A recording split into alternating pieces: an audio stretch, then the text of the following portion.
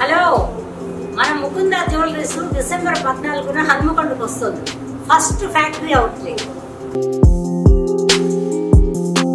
కారం రంగు రుచితో ఉంటుంది. ఆచి మిరపపొడి అదరగొట్టే కారం రంగు రుచి. నమస్తే, వెల్కమ్ టు ఆదాన్. నమస్తే రాజేష్ గారు. నమస్తే. ఈరోజు మన డిస్కషన్లో ముఖ్యమైనటువంటి రెండు అంశాల గురించి మాట్లాడదాం. ఫస్ట్ది అల్లు అర్జున్ అరెస్టు, తదనంతర పరిణామాలు, బెయిల్ రావటం, ఆయన ఒక రాత్రి జైల్లోనే గడపటం, జైలు నుంచి బయటకు రావటం, ఇవన్నీ ఒక పెద్ద ఎత్తున చర్చకు దారితీశాయి. వ్యతిరేకించే వాళ్ళు, అనుకూలంగా మాట్లాడేవాళ్ళు దీని మీద రకరకాలుగా కామెంట్స్ చేస్తున్నారు. పెద్దోడికో న్యాయం, పేదోడికో న్యాయం అని చెప్పేసి ఒక పక్క, అసలు అరెస్ట్ అంత అవసరం లేదని ఈ రకంగా చేస్తున్నారని మరో పక్క, ఇక రేవంత్ రెడ్డి పేరు ఆ రోజు చెప్పలేదు కాబట్టి కక్ష సాధించుకుంటున్నారని మరో, ఇక ఒకటి కాదు రెండు పక్కల నుంచి ఒక్కొక్క కారణం బయటకు వస్తుంది, ఒక్కొక్క రకమైన అంశాలు అయితే చర్చనీయాంశం అవుతున్నాయి. సో ఈ పరిణామాలని, ఈ సంఘటనలు ఏ విధంగా మనం చూడాల్సిన అవసరం ఉందనేది ఫస్ట్ మనం మాట్లాడదాం. ఆ తర్వాత సిబిఐ సుప్రీంకోర్టుకి ఇచ్చినటువంటి నివేదికలో విస్తుపోయేటటువంటి వాస్తవాలు అయితే మనకి కళ్ళ ముందు కనిపిస్తున్నాయి. జగన్ కేసులో 85% పిటిషన్లు స్టిల్ ఇంకా పెండింగ్లోనే ఉన్నాయి. మొత్తంగా 125 పిటిషన్లు విచారణ దశలో ఉన్నాయని, సుప్రీంకోర్టులోనే 10-15 పిటిషన్లు ఇంకా పెండింగ్లో ఉన్నాయని చెప్పేసి ఏకంగా సిబిఐని నివేదిక ఇచ్చినటువంటి నేపథ్యంలో సుప్రీంకోర్టుకి మరి ఏం జరగబోతోంది, అసలు ఈ దేశంలో ఈ వ్యక్తికి సాగినట్టుగా మరొక వ్యక్తికి కానీ మరొక వ్యవస్థకు కానీ దేనికైనా సాగుతుందా అనే ఒక సందేహం కూడా వస్తుంది ఇంత చూసిన తర్వాత, ఇన్ని వివరాలు చూసిన తర్వాత. సో దాని గురించి కూడా మనం బ్రీఫ్గా డిస్కస్ చేద్దాం. ఫస్ట్ అల్లు అర్జున్ అరెస్ట్ కానీ తదనంతర పరిణామాలు కానీ ఎలా చూస్తారు మీరు?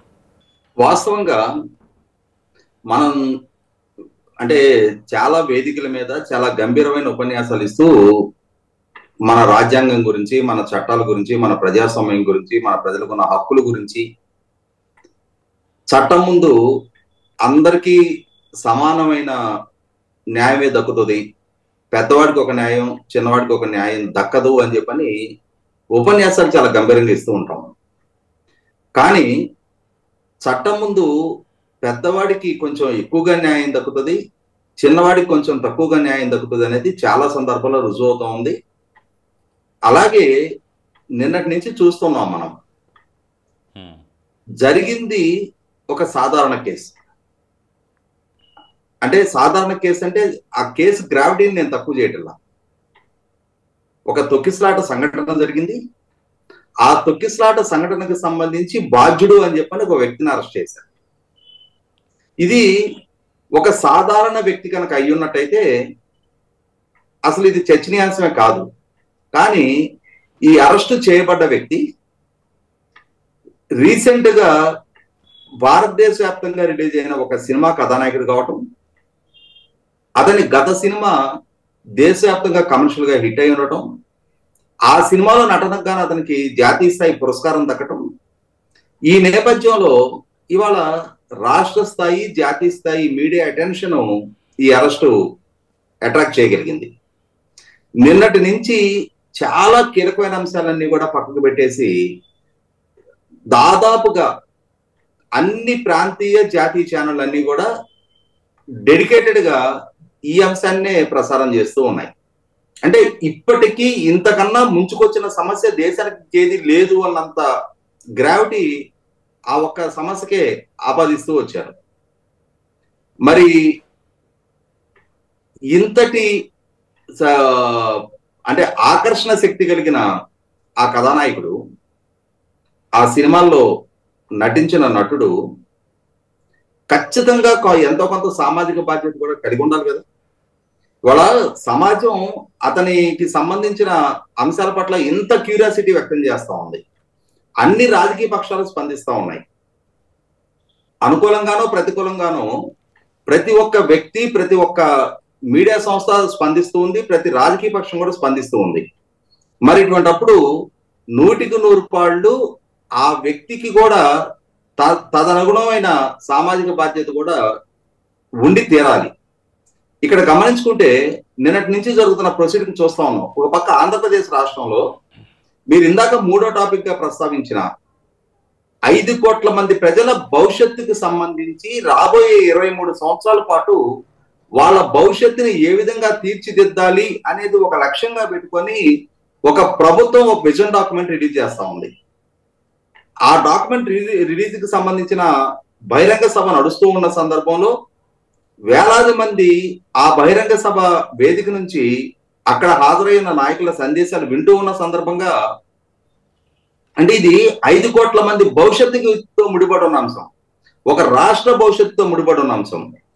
దేశ జీడిపికి ఆ రాష్ట్రం నుంచి ఏ విధమైన కంట్రిబ్యూషన్ ఇవ్వాలి అనే అంశాన్ని నిర్దేశిస్తూ ఒక ప్రణాళిక రచించుకున్న అంశానికి సంబంధించిన సమావేశం. అయినా సరే ఆల్ ఆఫ్ సడన్ ఆ లైవ్ స్ట్రీమింగ్ ఆగిపోయి ఈ నటుడి అరెస్టుకు సంబంధించిన అంశమే హైలైట్ అయిపోయింది. ఈ ఛానల్ ఆ ఛానల్ అని కూడా లేదు. మరి ఇంతగా అటెన్షన్ సీక్ చేసిన ఆ నటుడికి ఖచ్చితమైన సామాజిక బాధ్యత ఉండి తీరాల్సిన అవసరం ఉంది. ఇవాళ అతన్ని అమాయకుడు, అతన్ని అన్యాయంగా అరెస్ట్ చేశారు, జాతీయ అవార్డు దక్కించుకున్న నటుడికి ఇవ్వాల్సిన మర్యాద ఇవ్వలేదు అని చెప్పని ప్రభుత్వాన్ని రాజకీయంగా విమర్శలు చేస్తా ఉన్నారు. అంటే ప్రభుత్వంతో ఉన్న తమ రాజకీయ వైరుధ్యాలకి ఈ అంశాన్ని సాకుగా వాడుకుంటా ఉన్నారు. రేవంత్ రెడ్డి గారి పట్ల, రేవంత్ రెడ్డి గారి ప్రభుత్వం పట్ల ఉన్న రాజకీయ వ్యతిరేకతని చాటుకోవడానికి ఈ అంశాన్ని సాకుగా వాడుకుంటా ఉన్నారు. మరి వీళ్ళందరూ కూడా ఖచ్చితంగా సమాధానం చెప్పి తీరాల్సిన అంశాలు కొన్ని ఉన్నాయి. ఇవాళ నిన్న న్యాయస్థానంలో జరిగిన విచారణకు సంబంధించి ఈ నటుడు అల్లు అర్జున్, ఈ అల్లు అర్జున్ గారిని రిప్రజెంట్ చేస్తున్న లాయర్లు న్యాయస్థానం దృష్టికి తీసుకొచ్చిన అంశం ఏంటి? 4వ తారీఖు రోజు ప్రీమియర్ షో అనుకుంటే 2వ తారీఖు రోజే థియేటర్ యాజమాన్యం పోలీస్ డిపార్ట్మెంట్ కి సమాచారం ఇచ్చారు. పోలీస్ డిపార్ట్మెంట్ ఏం చెప్తున్నారు? Yes, police station reception counter లో ఒక సమాచారం ఇచ్చి వెళ్ళింది వాస్తవమే, కానీ హీరోలను కానీ హీరోయిన్లను కానీ థియేటర్ కి ఆహ్వానించవద్దు అని చెప్పని మేము రాతపూర్వకంగా తెలియజేశాము అని చెప్పని పోలీస్ డిపార్ట్మెంట్ చెప్తా ఉంది. మరి దాన్ని అతిక్రమించింది ఎవరు? ఆ సాహసానికి పూనుకున్నది ఎవరు? ఒక పక్క పోలీస్ డిపార్ట్మెంట్ అక్కడ ప్రీమియర్ షోకి కథానాయకుడు కానీ కథానాయకులను కానీ ఆహ్వానించొద్దు అని చెప్పని ఆదేశాలు ఇచ్చినా కూడా దాన్ని అతిక్రమించే సాహసాన్ని కొట్టుకెట్టింది ఎవరు? సరే కాదు, పోలీస్ డిపార్ట్మెంట్ ఇచ్చిన ఆదేశాలు మీకు రీచ్ అవ్వలేదు, మేము పోలీస్ డిపార్ట్మెంట్ కి తెలియజేశాం కాబట్టి మేము ఆ కార్యక్రమానికి హాజరయ్యారే అనుకుందాం. మీరు థియేటర్లో సినిమా చూడటానికి హాజరయ్యారా? రోడ్ షో చేయడానికి హాజరయ్యారా? ఇవాళ అతని మీద ఒక పోలీస్ డిపార్ట్మెంట్ పరమైన చర్య తీసుకోగానే ఇవాళ దేశం మొత్తం ఉలికిపడి అదే చర్చనీయాంశంగా మారేంతటి అటెన్షన్ సీకర్ అయిన ఆ నటుడు ఆల్ ఆఫ్ సడన్ రోడ్డు మీద కారులో నుంచి అభివాదం చేస్తూ రోడ్ షోకి దిగగానే ఎంతటి క్రౌడ్ పులింగ్ జరుగుతుంది? ఆ మాత్రం అవేర్నెస్ లేదా? ఆ మాత్రం బేసిక్ కామన్ సెన్స్ లేదా? మరి అతనికి రక్షణగా అతని సొంత ప్రైవేట్ సెక్యూరిటీ ఉన్నారు, అతని బౌన్సర్లు ఉన్నారు అతనికి రక్షణ కోసం. మరి అక్కడ గ్యాదర్ అవుతున్న ప్రజల రక్షణకి ఎవరు బాధ్యత తీసుకోవాలి? మీరు రోడ్ షో చేస్తాము అని చెప్పని పోలీస్ డిపార్ట్మెంట్కి ఇన్ఫార్మ్ చేశారా? మీరు చెప్తున్న ప్రకారం ప్రీమియర్ షోకి అటెండ్ అవుతాము అని చెప్పని చెప్పారు. ఎస్, ప్రీమియర్ షోకి అటెండ్ అయ్యారు. మీరు చెప్తున్న ప్రకారమే, ఈ రోజు ప్రెస్ మీట్ లో చెప్పిన ప్రకారమే, మీరు గత 20 సంవత్సరాల్లో అదే థియేటర్ కి కనీసం 30 సార్లు వచ్చాను అని చెప్పని చెప్తున్నారు. ఎస్, గత 29 సార్లు మీరు ఆ థియేటర్ కి వచ్చినప్పుడు ఇలాగే రోడ్ షో చేస్తూ వచ్చారా? ఈ మిగిలిన 29 సార్లు ఏ విధంగా వచ్చేళ్ళారు? మీరు వచ్చేళ్ళిన సంఘటన కూడా రెండో కంటికి తెలియదు కదా. కానీ ఇప్పుడు మాత్రమే రోడ్ షో చేయాలనే తాపత్రం మీకెందుకు వచ్చింది? అంటే నాకున్న ఫాలోయింగ్ చూడండి, నా కోసం ఎగబడే అభిమానులను చూడండి అని చెప్పని మీ అభిమానాన్ని, మీ బల ప్రదర్శనని చాటుకోవడానికి రోడ్ షో పెట్టారా? ఇక్కడ గమనించుకోవాల్సింది ఏంటి అంటే, గత 20 సంవత్సరాల్లో అల్లు అర్జున్ గారే 30 సార్లు ప్రీమియర్ షోలకు వచ్చేసినట్టుగానే ఎన్నో దశాబ్దాలుగా ఎంతో మంది హీరోలు వాళ్ళు నటించిన సినిమాలని ప్రీమియర్ షోలకి వాళ్ళు స్వయంగా హాజరై వీక్షించిన సందర్భాలు ఉన్నాయి. ఇదేమి ఈ రోజు మొదలైన ఆచారం కాదు, ఈ రోజు మొదలైన సాంప్రదాయం కాదు. వాళ్ళ సినిమాని ప్రేక్షకుల మధ్య కూర్చొని ప్రేక్షకుల స్పందన ఎలా ఉంది అని చెప్పని ప్రేక్షకుల సమక్షంలోనే తెలుసుకోవడం అనేది మొదటి నుంచి ఉన్న ఆ సాంప్రదాయమే. దాన్ని కొనసాగింపుగానే అల్లు అర్జున్ గారు కూడా గత 20 సంవత్సరాలుగా ఆ సాంప్రదాయాన్ని కొనసాగిస్తున్నారు. నేను కూడా ఎంగేజ్ లో ఉన్నప్పుడు నా అభిమాన నటుడికి సంబంధించిన సినిమా మొట్టమొదటి రోజు మొట్టమొదటి షోకి హాజరైన సందర్భాలు ఉన్నాయి. అలాగే చాలా సందర్భాల్లో ఆయా సినిమా యూనిట్లతో పాటుగా కలిసి ప్రీమియర్ షో చూసిన సందర్భాలు ఉన్నాయి.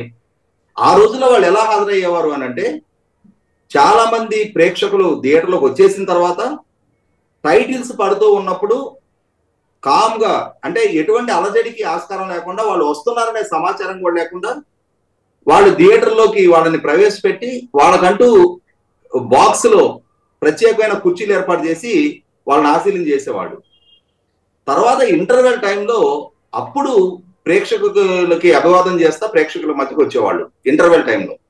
అప్పుడు ఆ థియేటర్లో హాజరై ఉన్న ప్రేక్షకుల వరకు మాత్రమే కాబట్టి తొక్కిసలాట్లకు ఆస్కారం ఉండేది కాదు. ఆ తర్వాత మళ్ళీ సినిమా క్లోజ్ అవుతున్న సందర్భంలో సాధారణ ప్రేక్షకులు బయటికి రావడానికంటే ముందే వీళ్ళని నిష్క్రమింపజేసేవాళ్ళు. అప్పటికి సమాచారం వచ్చున్న అక్కడ ప్రాంతానికి సంబంధించిన అభిమానులు ఉంటే థియేటర్ బయట గ్యాదర్ అయ్యేవాళ్ళు. అప్పటికి పోలీసులు కూడా సమాచారం ఉండేది కాబట్టి ఆ క్రౌడ్ ని నియంత్రించడానికి ఆస్కారం కలిగి ఉండేది. కానీ ఇప్పుడు ఏం చేశారు, సినిమా రిలీజ్ కన్నా ముందుగానే, సినిమా బిగిన్ కావడానికి ముందుగానే సాధారణ ప్రేక్షకులతో పాటుగా మీ ర్యాలీకి సంబంధించిన మీ అభిమానులు మొత్తం కూడా ఒక తొక్కిసలాటకి కారకులయ్యారు. దానికి తోడు మీరు నియమించుకున్న మీ బౌన్సర్లు వాళ్ళు మిమ్మల్ని కాపాడుకోవడం వాళ్ళ లక్ష్యం కాబట్టి, దానికోసం వాళ్ళు నియమించబడ్డారు కాబట్టి వాళ్ళ డ్యూటీ వాళ్ళు చేస్తూ మిగిలిన సాధారణ మీ మీద ఎగబడుతూ ఉన్న మీ అభిమానులందరినీ కూడా బలప్రయోగంతో తోసేయటం జరిగింది. దానితో అక్కడ తొక్కిసలాటకి ఆస్కారం కలిగింది. మరి దీనికి ఎవరు బాధ్యులు? ఒక సాధారణ మహిళ, ఆమె కుమారుడు తీవ్రంగా గాయపడ్డారు. ఒక మహిళ అక్కడికక్కడ ప్రాణాలు కోల్పోయింది. ఆ బాలుడు ఈ రోజుకి కోమాలో ఉన్నాడు. మరి ఈ జరిగిన నష్టానికి ఎవరో ఒకళ్ళు చట్టపరంగా బాధ్యులు అయితే రాదు కదా. ఇవాళ ఎవరిని బాధ్యులుగా కేసు బుక్ చేయాలి అంటే, మీరు పెద్ద పెద్ద హీరోలు కాబట్టి, మీ వెనక చాలా పెద్ద పెద్ద రాజకీయ పక్షాలకు సంబంధించిన అండదండలు ఉండుంటాయి కాబట్టి, మీ చేతిలో 100 కోట్ల 1000 కోట్ల రూపాయల ఆస్తిపాస్తులు సామ్రాజ్యాలు ఉంటాయి కాబట్టి అని చెప్పని మీరు చట్టానికి అతీతులా కేసు నమోదు చేయకూడదా? మీ మీద 100% కేసు నమోదు జరుగుతుంది. చట్టపరమైన చర్యలకి పోలీస్ డిపార్ట్మెంట్ ఉపక్రమిస్తుంది. మీకు న్యాయపరంగా పోరాడే హక్కు, స్వేచ్ఛ మీకు కూడా ఉంది కదా. మీరు నిన్న పోరాడారు కదా, మీరు మీ వాదనని న్యాయస్థానం ముందు వినిపించుకోగలిగారు కదా, కొద్ది గంటల్లోనే మీరు బయటకు రాగలిగారు కదా. అంటే ఈ వెసులుబాటు మీకు ఉన్నట్టుగానే మీ మీద చర్య తీసుకునే హక్కు కూడా పోలీస్ డిపార్ట్మెంట్కి ఉంటది అనేది ఎందుకు గమనించట్లా? తర్వాత నేను ఇంకొక అంశం కూడా, మీరు బెడ్రూమ్ వరకు వస్తారా, నేను విచారణకు సహకరించడానికి సిద్ధంగానే ఉన్నా కదా అని చెప్పని అల్లు అర్జున్ చెప్తా ఉన్నాడు. పోలీసులను నిలదీస్తా ఉన్నాడు. ఇక్కడ మన కళ్ళ ముందే కొన్ని అంశాలు గుర్తు చేసుకోవాల్సింది ఏంటి అంటే, ఇదే తెలంగాణ పోలీస్ డిపార్ట్మెంట్ కి సంబంధించి టెలిఫోన్ ట్యాపింగ్ అంశంలో ప్రభాకర్ రావు అని చెప్పనే ఒక ఐపీఎస్ అధికారి సంవత్సర కాలంగా పరారీలో ఉన్నాడు. విచారణకి సహకరిస్తాను అని చెప్పని లేఖనపూర్వకంగా చెప్తానే ఉన్నాడు, కానీ సంవత్సర కాలంగా విచారణకి హాజరు కావట్లా. అతను విదేశాలకు పారిపోయాడు. ఇది కళ్ళ ముందు కనిపిస్తా ఉంది. పక్కనే ఉన్న ఆంధ్రప్రదేశ్ రాష్ట్రంలో మాజీ మంత్రులు, చాలా పెద్ద పెద్ద నాయకులు, హోదాలు అనుభవించిన వాళ్ళు, ప్రభుత్వోద్యోగులుగా బ్రోవరేజెస్ కార్పొరేషన్ ఎండీగా పనిచేసిన వాసుదేవ్ రెడ్డి దగ్గర నుంచి అందరూ పరారీలో ఉన్నారు ఇవాళ. అటువంటప్పుడు మిమ్మల్ని అరెస్ట్ చేయడానికి వచ్చిన పోలీసులు ఖచ్చితంగా మీ మూవ్మెంట్ పర్యవేక్షించే హక్కు వాళ్ళకు ఉంది.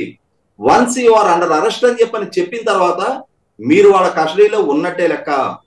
వాళ్ళ కస్టడీలో ఉన్నప్పుడు 100% మీ మూవ్మెంట్స్ పర్యవేక్షించే అధికారం, హక్కు, స్వేచ్ఛ వాళ్ళకు ఉన్నాయి. మిమ్మల్ని స్విమ్మింగ్ పూల్ దగ్గర నుంచి ఇటు నుంచి నడవాల్సిందే అని చెప్పిన వాళ్ళు ఏమి నియంత్రించలేదు కదా, అటువంటి ఆదేశాలు ఇవ్వలేదు కదా. మీరు బట్టలు మార్చుకుంటాను అని అంటే ఎలా చేశారు కదా. కాకుంటే వాళ్ళు కూడా తోడొచ్చారు మీతో పాటుగా. ఎస్, వాళ్ళ బాధ్యత అది. మీరు వాళ్ళ అదుపులో ఉన్నారు, మిమ్మల్ని అరెస్ట్ చేసేసారు, అప్పటికే మీకు తెలియజేశారు అరెస్ట్ చేస్తున్నాము అని చెప్పని. మీరు బట్టలు మార్చుకున్నారు, మీరు కాఫీ తాగలిగారు, మీ కుటుంబ సభ్యులతో సంభాషించుకున్నారు, తరువాత వెసులుబాటుగా మీరు వాళ్ళతో పాటు ప్రయాణం చేయగలిగారు. ఇది సాధారణ ప్రజలకి ఈ మాత్రం వెసులుబాటు ఉండదు, మీకు కాబట్టే దక్కింది ఈ వెసులుబాటు. పోలీస్ డిపార్ట్మెంట్ ఇక్కడ వాళ్ళేదో పరిధి దాటి వ్యవహరించారు అని చెప్పని, రాజకీయ పరంగా కక్ష సాధింపు చర్యలకు పాల్పడుతున్నారు అని చెప్పని జగన్మోహన్ రెడ్డి గారి దగ్గర నుంచి, కేటీఆర్ గారి దగ్గర నుంచి, లక్ష్మీపార్వతి దగ్గర నుంచి, రాంగోపాల్ వర్మ వరకు కూడా అంటే బోడిగుండికి మోకాలకి ముడిపెట్టినట్టుగా చంద్రబాబు నాయుడు గారికి ముడిపెట్టి లక్ష్మీపార్వతి విమర్శలు చేస్తా ఉంది. అంటే అసలు కనీసం మనం ఏ అంశం గురించి మాట్లాడుతున్నాం అనే సిగ్గు ఎగ్గు వదిలేసి మనకు కూడా ఒక ఇదే వైసీపీ కానివ్వండి, జగన్మోహన్ రెడ్డి ఆయన పరివారం కానివ్వండి, మీకు గుర్తుండే ఉంటుంది 2014 అధికారంలోకి వచ్చిన తర్వాత జరిగినటువంటి గోదావరి పుష్కరాల్లో రాజమండ్రిలో కొంతమంది పుష్కరాలకు వచ్చినటువంటి యాత్రికులు తొక్కిసలాట్లో చనిపోతే దానికి కారణం చంద్రబాబే అని చెప్పేసి ఇప్పటికీ స్టిల్ అదే కామెంట్ చేస్తుంటారు. అదే రకమైనటువంటి భావ ప్రకటన వాళ్ళ నుంచి వస్తూ ఉంటుంది. మరి ఇక్కడ మాత్రం అల్లు అర్జున్ ఎలా బాధ్యుడు అవుతాడు, ఎలా కారకుడు అవుతాడు అని చెప్పి జగన్మోహన్ రెడ్డి మళ్ళీ ట్వీట్ వేస్తున్నారు. ఇక్కడ చంద్రబాబు నాయుడు గారిని బాధ్యుడు అని చెప్పని ఆరోపణ చేయడం ఒకటే కాదు, జగన్మోహన్ రెడ్డి గారి పాలనా హయాంలో కందుకూరు చంద్రబాబు నాయుడు గారి బహిరంగ సభలో జరిగిన తొక్కిసలాటని సాకుగా చూపించి రాష్ట్ర వ్యాప్తంగా రాజకీయ పార్టీలు తమ రాజకీయ కార్యకలాపాలను కూడా కొనసాగించుకోవడానికి వీల్లేని జీవో నెంబర్ 1 అని చెప్పని ఒక దాన్ని తీసుకొచ్చాడు జగన్మోహన్ రెడ్డి గారి ప్రభుత్వం. అలాగే కేటీఆర్ గారు జాతీయ అవార్డు దక్కించుకున్న నటుడికి ఇచ్చే మర్యాద ఇదేనా అని చెప్పని రేవంత్ రెడ్డి గారి మీద రాజకీయ విమర్శలు చేస్తా ఉన్నారు.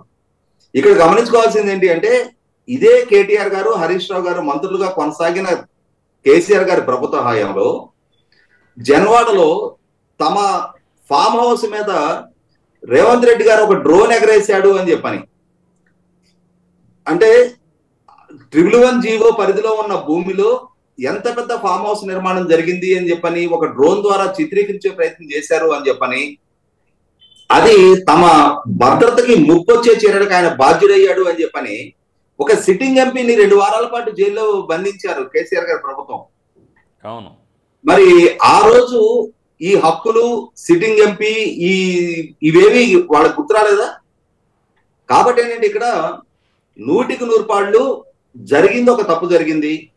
ఆ తప్పు ఉద్దేశపూర్వకంగా జరిగిందా, అక్కడ ఒక ప్రాణం పోవడానికి అల్లు అర్జున్ బాధ్యుడా అంటే ఖచ్చితంగా అతను ఉద్దేశపూర్వకంగా జరగకపోవచ్చు, కానీ అతని బాధ్యత రాహిత్యపు ప్రవర్తన కారణంగా, బాధ్యత రాహిత్యపు నిర్ణయం కారణంగా ఒక అమాయక గృహిణి ప్రాణం కోల్పోయింది వాస్తవం. ఇవాళకి ఒక 9 సంవత్సరాల బాలుడు 10 రోజులుగా, 4వ తారీఖు సంఘటన జరిగింది, వాళ్ళు మనం 14వ తారీఖులో ఉన్నాం, 10 రోజులుగా కోమాలో ఉన్నాడు.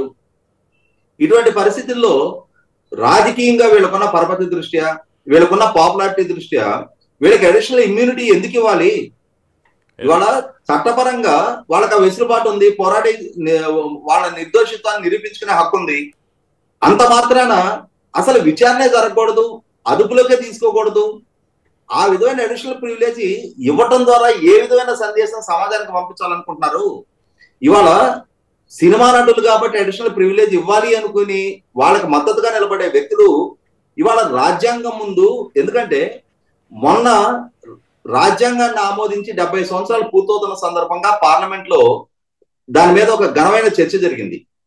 మరి అదే రాజ్యాంగం సామాన్యుడికి, ఏ స్థాయిలో ఉన్న వ్యక్తికి ఒకే విధమైన హక్కులు వర్తిస్తాయి, ఒకే విధమైన చట్టం వర్తిస్తుంది అని చెప్పని ఇస్తున్న ఆ స్వేచ్ఛా వెసులుబాటులకి భంగం కలిగే విధంగా సమాజంలో క్రీమీ లేయర్ అంటూ ఒకటి మెయింటైన్ అవ్వాలి, ఆ క్రీమీ లేయర్ కి చట్టాలు వర్తించవు అని చెప్పని వాదించే వ్యక్తులు మొట్టమొదటిగా ఆలోచించుకోవాల్సింది ఏంటి అంటే, ప్రజాస్వామ్య దేశంలో రాజ్యాంగము, చట్టము అందరికీ సమాన హక్కులే కల్పిస్తుంది. ఇవాళ సామాన్యుడి దగ్గర వర్తించే చట్టమే ఈ సోకాల్డ్ రిచ్ పీపుల్ కైనా, సెలబ్రిటీస్ కైనా, ఏ స్థాయిలో ఉన్న వ్యక్తులకైనా వర్తిస్తుంది. ఇవాళ ఆ చట్టమే కొద్ది గంటల్లోనే అల్లు అర్జున్ ని వాళ్ళ జైలు నుంచి విముక్తిని చేయగలిగింది కదా, ఆ సౌకర్యాన్ని వాళ్ళు వినియోగించుకోగలిగారు కదా. కాబట్టి ఈ స్థాయి వినియోగించుకునే హక్కు కూడా లేకుండా మనం విన్నాం. సెంట్రల్ జైలుల్లో చిన్న చిన్న నేరాలకి కనీసం వాళ్ళకి జామీన్ ఇచ్చే దిక్కు లేక సంవత్సరాల తరబడి రిమాండ్ ఖైదీలుగా మగ్గుతా ఉన్న వందలాది మంది ఖైదీల గురించి వాళ్ళ కథలు, విషాద కథలు మనం వింటూ ఉన్నాం. మరి అటువంటి వాళ్ళతో పోల్చి చూసినప్పుడు చాలా చాలా ప్రివిలేజ్ వీళ్ళకి దక్కినట్టే. వాళ్ళకన్నా చాలా చాలా అదృష్టో జాతకులుగా వీళ్ళని పరిగణించవచ్చు. కాబట్టి ఇప్పుడు ఇదే అంశం మనం చూసినట్టయితే చట్టాలు, న్యాయ వ్యవస్థ, పనితీరు ఒక్కొక్కరికి ఒక్కొక్క రకంగా దక్కుతున్న వైనం చూసినట్టయితే మళ్ళీ జగన్మోహన్ రెడ్డి దగ్గరకు కూడా రావాలి. ఈరోజు సాక్షాత్తు సిబిఐనే సుప్రీంకోర్టుకి ఇచ్చినటువంటి నివేదికలో అసలు 80% పిటిషన్లు మొత్తం ఇంకా పెండింగ్లోనే ఉన్నాయి. దాదాపు 10-12 ఏళ్ళు గడిచిపోయాయి. ఆయన మధ్యలో ఒకసారి ముఖ్యమంత్రి అయ్యాడు, అంతకుముందు ప్రతిపక్ష నేతగా 5 సంవత్సరాలు కొనసాగాడు. ఇప్పుడు స్టిల్ ఓడిపోయి ప్రతిపక్షానికే పరిమితమైపోయిన పరిస్థితి. అంటే ఏ రోల్లోకి వెళ్ళినా సరే ఆయన ఈ పిటిషన్లు అలాగే పెండింగ్లో పడిపోవటం, ఇన్ని దశాబ్ద కాలం గడిచిపోవటం అంటే అసలు మామూలు విషయం కాదు. పుష్కర కాలం, దశాబ్దం కూడా కాదు, పుష్కర కాలం. అంటే మరి దీనికి పరిష్కారం లేదంటారా? అంటే ఇప్పుడు జగన్మోహన్ రెడ్డి గారి ఉద్దేశం కూడా ఏంటి అంటే, చట్టం దగ్గర, విచారణ సంస్థల దగ్గర నుంచి, న్యాయస్థానాల దగ్గర నుంచి తనకి ఏ విధమైన ప్రివిలేజ్ దక్కుతా ఉందో అదే విధమైన ప్రివిలేజ్ తనకు నచ్చిన వాళ్ళకు కూడా దక్కాలని చెప్పని కోరుకుంటా ఉన్నారు ఆయన. అదే తన ప్రత్యర్థుల దగ్గరికి వచ్చేటప్పటికి ఏ భావ ప్రకటన స్వేచ్ఛ ఉండడానికి వీల్లేదు, ప్రజల సమస్యల గురించి ప్రస్తావించడానికి వీల్లేదు, తన ప్రభుత్వానికి వ్యతిరేకంగా విమర్శించడానికి వీల్లేదు, తనని నిలదీయడానికి వీల్లేదు. అటువంటి ఒక రకమైన ఫాసిస్టిక్ వ్యవహారం ప్రదర్శించిన జగన్మోహన్ రెడ్డి గారు ఇవాళ మీరు చెప్పినట్టుగానే 2013 సెప్టెంబర్ 23వ తారీఖు రోజు ఆయన మీద నమోదైన 11 సిబిఐ కేసుల్లో బెయిల్ దక్కడం జరిగింది. అంటే ఇప్పటికీ ఆయనకి బెయిల్ లభించి, అది కండిషన్ బెయిల్, అంటే కొన్ని కండిషన్స్ ప్రాతిపదికగా ఆయనకి బెయిల్ ఇవ్వడం జరిగింది. నీ పాస్పోర్ట్ సరెండర్ చేయాలి, అలాగే కేసును ప్రభావితం చేసే చర్యలకు పాల్పడకూడదు, సాక్షులను బెదిరించే ప్రయత్నం చేయకూడదు, విచారణకు సహకరించాలి. ఈ కండిషన్స్ పెట్టి ఆయనకి బెయిల్ ఇచ్చారు. 11 సంవత్సరాల 2 నెలల 21 రోజులైంది ఆయనకి బెయిల్ వచ్చి. 11 కేసుల్లో కండిషన్ బెయిల్. మరి ఏ కండిషన్లు పెట్టయితే న్యాయస్థానాలు ఆయనకి బెయిల్ ఇచ్చాయో ఆ కండిషన్స్ అన్నిటినీ ఆయన వైలేట్ చేస్తూ వచ్చారు. విచారణకి సహకరిస్తాను అని చెప్పని బెయిల్ తీసుకున్న జగన్మోహన్ రెడ్డి గారు 5 సంవత్సరాల పాటు తాను ముఖ్యమంత్రిగా కొనసాగుతున్న సందర్భంలో తన ముఖ్యమంత్రి విధుల నిర్వహణకి ఆటంకం అవుతుంది అని చెప్పని కేసు విచారణకు వ్యక్తిగత హాజరు నుంచి మినహాయింపు పొందారు. ఇక్కడ గమనించుకోవాల్సింది ఏంటి అంటే, ఆయన ముఖ్యమంత్రిగా పదవి బాధ్యతలు చేపట్టింది 2019 మే 30. దీనికన్నా చాలా ముందుగానే ఆయన మీద ఈ అక్రమాస్తుల కేసులు నమోదై ఉన్నాయి. ఈ అక్రమాస్తుల కేసులు ఆయన వ్యక్తిగతం, ఆయన ముఖ్యమంత్రి విధులకు సంబంధించిన కేసులు కాబోయి. అయితే ఆయన ఒక కారణం ఏం చెప్పారు, నేను ఒక వాయిదాకి విజయవాడ ప్రాంతం నుంచి హైదరాబాద్కి వచ్చి మళ్ళీ తిరిగి వస్తే 60 లక్షల రూపాయలు ఖర్చు అవుతుంది, అంటే ప్రజాధనం 60 లక్షలు ఖర్చు అవుతుందని చెప్తున్నాడు ఆయన. నీ వ్యక్తిగత కేసుల విచారణకు ప్రజాధనం ఎందుకు ఖర్చు పెడతావు? న్యాయస్థానం ప్రశ్నించాలి కదా. అవి నీ వ్యక్తిగత కేసులు, ముఖ్యమంత్రిగా నీ విధుల నిర్వహణ సందర్భంగా నమోదైన కేసులు కావు. దాన్ని ప్రభుత్వం భరించాల్సిన నష్టే లేదు. నీ వ్యక్తిగత కేసులు అనేవి నువ్వు ఎన్నికల అఫిడవిట్లోనే మెన్షన్ చేసావు వాటిని. అంటే నీ మీద నమోదైన కేసుల గురించి నీకు తెలుసుండి నువ్వు ముఖ్యమంత్రిగా విధుల బాధ్యతలు చేపట్టావు.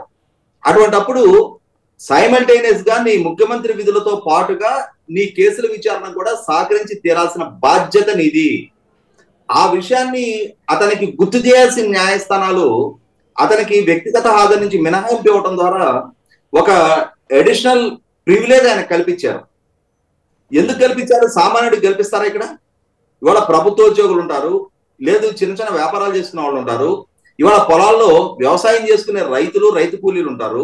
వాళ్ళ మీద నమోదైన కేసుల సందర్భంగా నేను వ్యవసాయదారుని కాబట్టి, నేను వ్యవసాయ కూలీని కాబట్టి ఈ రోజు నా విధుల నిర్వహణకు ఆటంకం అవుతుంది కాబట్టి వాళ్ళ న్యాయస్థానం విచారణకు నేను వ్యక్తిగతంగా హాజరు కాను అని చెప్పని ఒక పిటిషన్ ఫైల్ చేస్తే దాన్ని న్యాయస్థానం పరిగణలోకి తీసుకుంటుందా? ఎందుకంటే ఇక్కడ జగన్మోహన్ రెడ్డి గారి మీద నమోదైన కేసులు ఆయన ముఖ్యమంత్రి కావడానికి చాలా ముందుగా నమోదైన కేసులు. అసలు ముఖ్యమంత్రిత్వానికి ఆ కేసులకి సంబంధం లేదు. అటువంటిప్పుడు ఆ కేసుల విచారణకు అయ్యే ఆ విచారణకు హాజరవడానికి అయ్యే ప్రతి రూపాయి ఖర్చు జగన్మోహన్ రెడ్డి గారి జేబు నుంచి పెట్టుకోవాలి. నువ్వు ప్రజాధనాన్ని ఎందుకు పెట్టుకుంటావు, పెట్టుకోవడానికి వీల్లేదు, నువ్వు నీ జేబు నుంచే నీ ఖర్చులు భరించాలి అని చెప్పి తీరాల్సిన న్యాయస్థానం, నువ్వు కేసు విచారణకు హాజరై తీరాల్సిందే అని కండిషన్స్ పెట్టుండాల్సిన న్యాయస్థానాలు జగన్మోహన్ రెడ్డి గారి పట్ల ఉదారత చాటుకొని ఆయనకి వ్యక్తిగత హాజరు మినహాయింపు ఇవ్వడం జరిగింది. సరే, ఆ రోజు ముఖ్యమంత్రి విధుల నిర్వహణకి ఆటంకం అని చెప్పని ఆయనకి మినహాయింపు ఇచ్చారు. ఇవాళ మొన్న 12వ తారీఖుకి కొత్త ప్రభుత్వం ఏర్పాటు జరిగి 6 నెలల కాలం పూర్తయిపోయింది. నిన్నటికి ఎన్నికలు ముగిసి 7 నెలల కాలం పూర్తయిపోయింది. మరి అటువంటి సందర్భంలో ఇవాళ ఆయన ముఖ్యమంత్రి కాదే, మరి ఇప్పుడు ఎందుకు వ్యక్తిగత హాజరు మినహాయింపు సౌలభ్యం పొందుతా ఉన్నారు? ఇవాళ ఎందుకు కేసుల విచారణకు వ్యక్తిగతంగా హాజరు కావడం లేదు? అటువంటి ఆదేశాలు న్యాయస్థానాల నుంచి ఎందుకు రావట్లేదు? ఖచ్చితంగా జగన్మోహన్ రెడ్డి గారికి న్యాయ వ్యవస్థ నుంచి కూడా చాలా మద్దతు దక్కుతుంది అనేది నిర్ధారణ అవుతా ఉంది. కాబట్టి అంటే ఇప్పుడు ఈ నివేదిక ఇదంతా చూసిన తర్వాత సుప్రీంకోర్టు కూడా ఏమీ చెప్పలేని పరిస్థితుల్లోనే మీరు నాకు నివేదిక ఇవ్వండి అని చెప్పేసి, కేసు లిస్ట్ ఇవ్వండి అని చెప్పేసి, వివరాలు ఇవ్వండి అని చెప్పేసి గట్టిగా మాట్లాడినటువంటి నేపథ్యంలో ఎంతో కొంత పూర్తి కాకపోయినా సరే ఎంతో కొంత మనం ఆశ పెట్టుకోవచ్చా? ఎస్, ఒక పరిష్కారం దిశగా అడుగులు పడుతున్నాయి అని చెప్పేసి.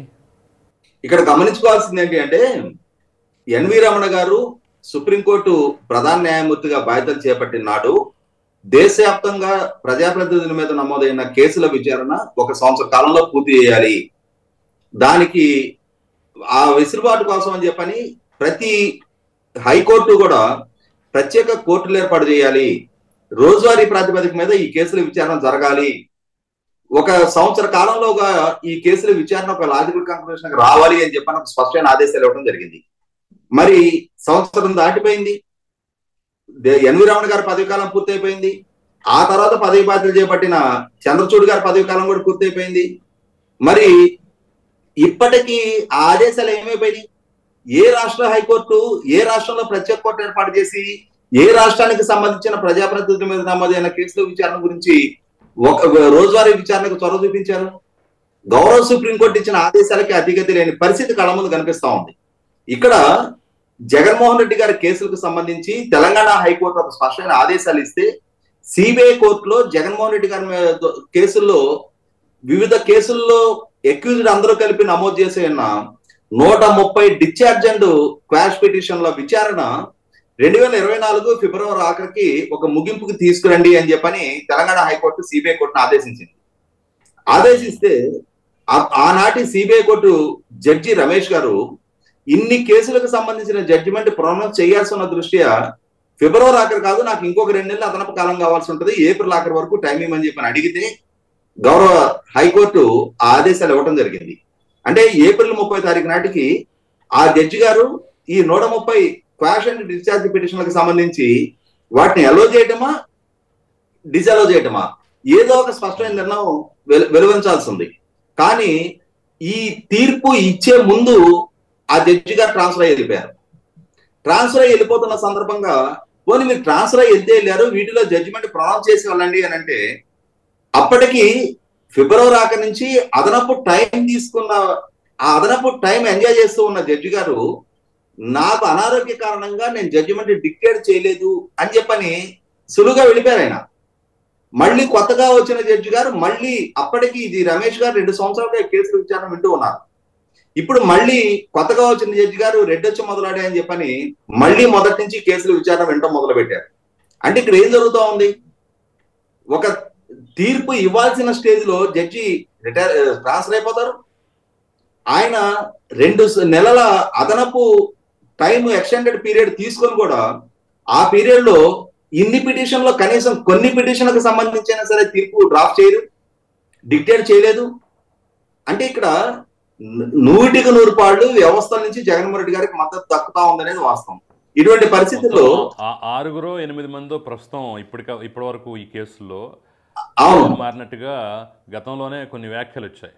ఇటువంటి పరిస్థితుల్లో గౌరవ సుప్రీంకోర్టు దృష్టికి ఇప్పుడు ఈ అంశాలన్నీ వచ్చాయి కాబట్టి, గౌరవ సుప్రీంకోర్టు దగ్గరే 15 స్పెషల్ లీవ్ పిటిషన్లు పెండింగ్ లో ఉన్నాయి కాబట్టి, అందులో 12 పిటిషన్లు ఇంకా ట్రయల్ స్టేజ్ లోనే ఉన్నాయి కాబట్టి, 100% వాళ్ళ గౌరవ సుప్రీంకోర్టు దగ్గర నుంచి ట్రయల్ కోర్టు వరకు ఈ అంశంలో చురుకుతనాన్ని ప్రదర్శించి తీరాల్సిన అవసరం ఉంది. ఒక టైం బౌండెడ్ షెడ్యూల్లో రోజువారీ విచారణకు ఆదేశించి విచారణకు అతను సహకరించి తీరాల్సిన పరిస్థితులు కల్పించి అతనికి దక్కుతా ఉన్న ఇమ్యూనిటీని రద్దు చేసి నువ్వు వ్యక్తిగత హాజరు మినహాయింపు నుంచి నీకు ఆ వెసులుబాటును రద్దు చేస్తూ ఉన్నాం, ఖచ్చితంగా విచారణకు సహకరించి తీరాలి అని చెప్పని. ఎందుకంటే ఇక్కడ గమనించుకోవాల్సింది జగన్మోహన్ రెడ్డి గారికి న్యాయస్థానాలంటే విపరీతమైన నిర్లక్ష్య ధోరణి ప్రబలిపోయింది. ఈ మధ్యకాలంలో చూసాం మనం, సెప్టెంబర్ నెలలో ఆయన వాళ్ళ కుమార్తెని కలుసుకోవడానికి, కుమార్తె జన్మదినోత్సవాల్లో పాల్గొనడానికి విదేశీ పర్యటనకి వెళ్ళాలి అని చెప్పని సిబిఐ కోర్టు నుంచి అనుమతి తీసుకోవడం జరిగింది. అనుమతి తీసుకున్న సందర్భంగా ఆయనకి అంతకు ముందు ముఖ్యమంత్రిగా కొనసాగిన రోజుల్లోన డిప్లొమాటిక్ పాస్పోర్ట్ అనేది రద్దయిపోయింది కాబట్టి మళ్ళీ రెగ్యులర్ పాస్పోర్ట్ తీసుకోవాల్సిన అవసరం దృష్ట్యా ఆయన సిబిఐ కోర్టు అనుమతి ఎటు దక్కిన తర్వాత ప్రజాప్రతినిధుల కోర్టులో తన మీద నమోదైన పరువు నష్టం దావా కేసుకు సంబంధించి ఆ ప్రజాప్రతినిధుల కోర్టు నుంచి పాస్పోర్టు ఇవ్వటం కోసం ఎన్ఓసి అడిగారు. అడిగితే ప్రజాప్రతినిధుల కోర్టు మీ మీద నమోదైన ఈ కేసు విచారణకు మీరు సహకరించట్లేదు, కనీసం విచారణకు హాజరు కండి అని చెప్పని మేము పంపించిన సమన్లు కూడా మీరు తీసుకోవటం లేదు.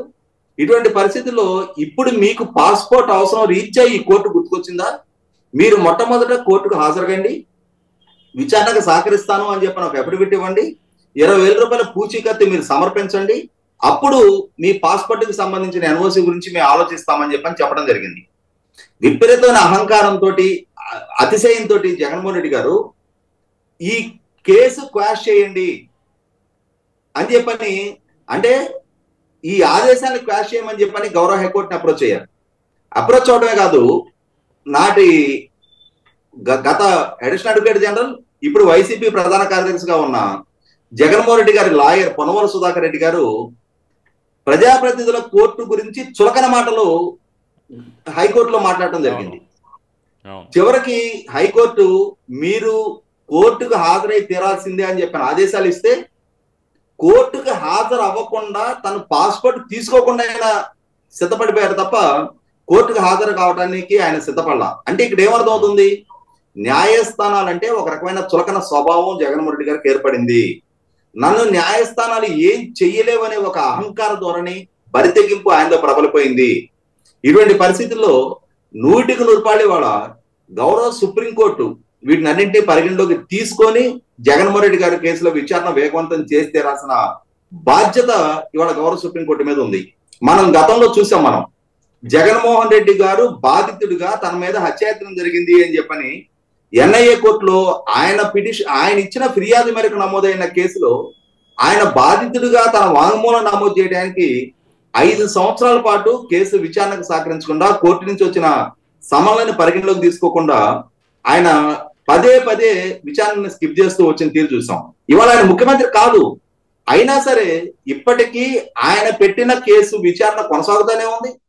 ఆ విచారణలో అక్యూజ్డ్ గా ఉన్న జల్పల్లి శ్రీనివాసు, అతని కుటుంబ సభ్యులు, అతని లాయర్లు విచారణకు హాజరవుతానే ఉన్నారు, ఎక్సెప్ట్ కేసు నమోదు చేస్తున్న జగన్మోహన్ రెడ్డి గారు. ఇటువంటిప్పుడు కేసు నమోదు చేస్తున్న బాధితుడికే ఆ న్యాయస్థానాల పట్ల విలువ లేనప్పుడు అతన్ని బాధితుడిగా పరిగణించి అతని ద్వారా ఇంత ధిక్కారదొండ ప్రదర్శితం అవుతా ఉన్నప్పుడు అతని ద్వారా ఆరోపణలు ఎదుర్కొంటున్న వ్యక్తిని మాత్రం సంవత్సరాల తరబడి న్యాయస్థానాల చుట్టూ, జైళ్ల చుట్టూ ఎందుకు తిప్పాలి? 100% ఆ కేసును కొట్టేయాలి. జగన్మోహన్ రెడ్డి గారి ద్వారా ఇంత నిర్లక్ష్య ధోరణి ప్రదర్శితం అవుతా ఉన్నప్పుడు ఆయన మీద ఆరోపణలు నమోదైన కేసుల్లోనూ విచారణకు సహకరించడు, ఆయన బాధితుడిగా ఆయనే నమోదు చేస్తున్న కేసులో విచారణకి సహకరించినప్పుడు, న్యాయస్థానాల పట్ల ఇంత నిర్లక్ష్య ధోరణి ప్రదర్శిస్తూ ఉన్నప్పుడు 3,500 సార్లు పైగా తన మీద నమోదైన కేసుల విచారణలో వాయిదాలతోటి కాలం గడుపుతా ఉన్నప్పుడు ఇప్పటికీ విచారణ ట్రయల్ స్టేజ్ కి రాకుండా అడ్డుపడుతూ విచారణ మందగించే విధంగా సంవత్సరాల తరబడి ప్రొలాంగ్ అవడం కోసం సాంకేతిక పరమైన సాకులు వెతుక్కుంటా ఖరీదైన లాయర్లతోటి ఈ విచారణ ప్రక్రియని అడ్డుకుంటా ఉన్నప్పుడు 100% దానికి ముక్కుతాడు వేసి తీరాల్సిన బాధ్యత సర్వోన్నత న్యాయస్థానం దగ్గరే ఉంది. కాబట్టి వాళ్ళని సర్వోన్నత న్యాయస్థానం దృష్టికి జగన్మోహన్ రెడ్డి గారి మీద నమోదైన కేసుల విచారణ ఏ స్థాయిలో ఉంది అనేది పూర్తిగా ఒక వైట్ పేపర్ రూపంలో వాళ్ళ దగ్గరికి వచ్చిన దృష్ట్యా ఇప్పటికీ సర్వోన్నత న్యాయస్థానం అయినా సరే స్పందించి అతని కేసుల విచారణ వేగవంతం చేస్తారని చెప్పని, ప్రత్యేక కోర్టు ఏర్పాటు చేస్తారా, లేదు రోజువారీ ప్రాతిపదిక మీద విచారణ జరుపుతారా, అతని వ్యక్తిగత హాజరుని ఎంత త్వరగా రద్దు చేస్తారు, ఎంత త్వరగా అతన్ని చట్టం ముందు అందరూ సమానమైన స్థాయిలో, చట్టం ముందు అతనికి ఏమో అడిషనల్ ప్రివిలేజెస్ లేవు అని చెప్పి నిర్ధారణ చేసే స్థాయిలో నిర్ణయం జరుగుతుందో వేచి చూద్దాం.